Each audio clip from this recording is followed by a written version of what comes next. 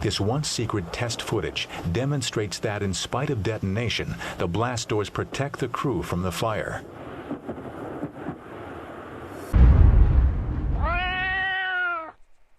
You have probably heard about the separated ammo storage, but it's also very probable things you have heard weren't completely true.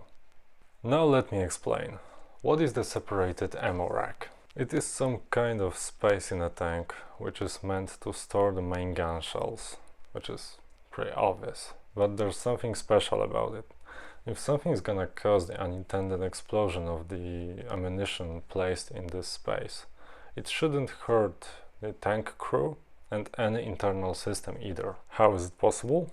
Because of two features every separated ammo storage has to have. First of them is the actual separator, which is the steel cage wrapping ammo all around. It sounds good, but it wouldn't handle the explosion pressure and temperature for more than a millisecond. And that's the time where the blow-off panels come necessary. As the pressure is so great it could break the separating wall, it has to be released other way. And the blow-off panels are exactly it. They are very easy to be pushed out from the inside and therefore to make the desired way for the energy to leave the ammo rack, saving the rest of the structure from being blown to infinity.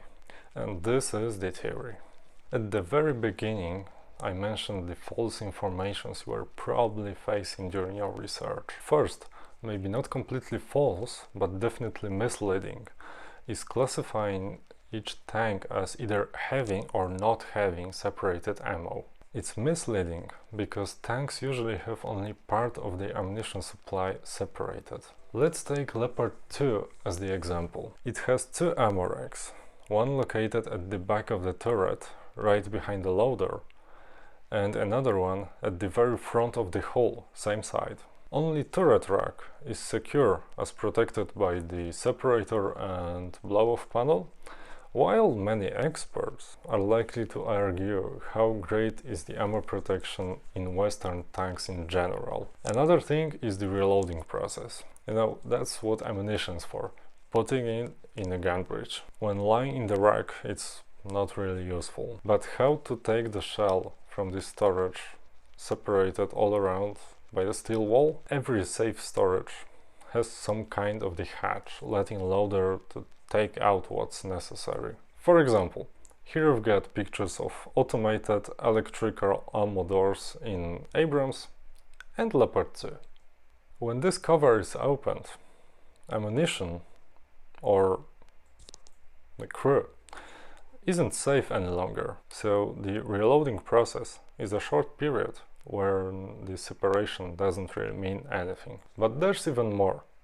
Another issue is about the type of stored ammo. Heat shells are the least friendly for being stored securely, which is a great pain for the Leclerc tank, for example, because they have to be kept backwards, as when facing forward, just like in Leclerc. In case of detonation, they could form the energy beam, possible to break through to the crew compartment. In Leclerc's construction, this solution is forced by the implementation of the autoloader, which cannot actually rotate the shell before inserting it to the gun breech. There's only one construction having all the ammo stored safely: the Abrams.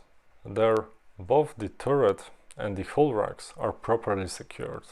And here we get to the main topic of this video. Does ammo separation mean the tank is absolutely safe when taking hit to the ammo storage? No, it doesn't. It doesn't for one very casual reason. We're living in three-dimensional space, three-dimensional world, and threats may come from various directions. Crew is safe if the projectile hits the rack from the side, 90 degrees. But what happens if it comes from behind or hits the side under a different angle? Projectile isn't going to disappear after detonating the ammo. It's going to go further, hit the separator, deform it, or even penetrate. In this case, the usual steel wall securing the tank crew starts to be steel wall with a window. Window giving the way for a firestorm blazing right by. But it gets even more complicated when taking a look at the other storage spaces. Abrams also has the separated whole ammo storage. Now let's combine our knowledge with the placement of this ammo rack. From which direction the projectile should come to not affect the separator? Honestly, I don't know. Maybe from the higher ground, barely scraping the hull itself? This ammunition storage could work properly only if the projectile doesn't have enough energy to damage the separating cover after entering the hull structure.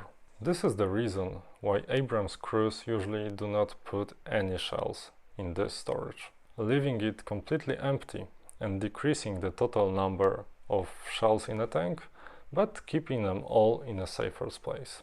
I focused on Abrams in this lesson as it shows some kind of the default pattern later copied by other countries. But at the other hand, it has a very unique whole ammo container not present in any other construction. It makes it a very versatile example. Summarizing, separation of the large caliber shells is a brilliant idea. It saves tank crews from some of enemy shots and accidents like random propellant ignition. But what we have to keep in mind is that any military technical case is rather more complex than some Facebook group says. Stay safe.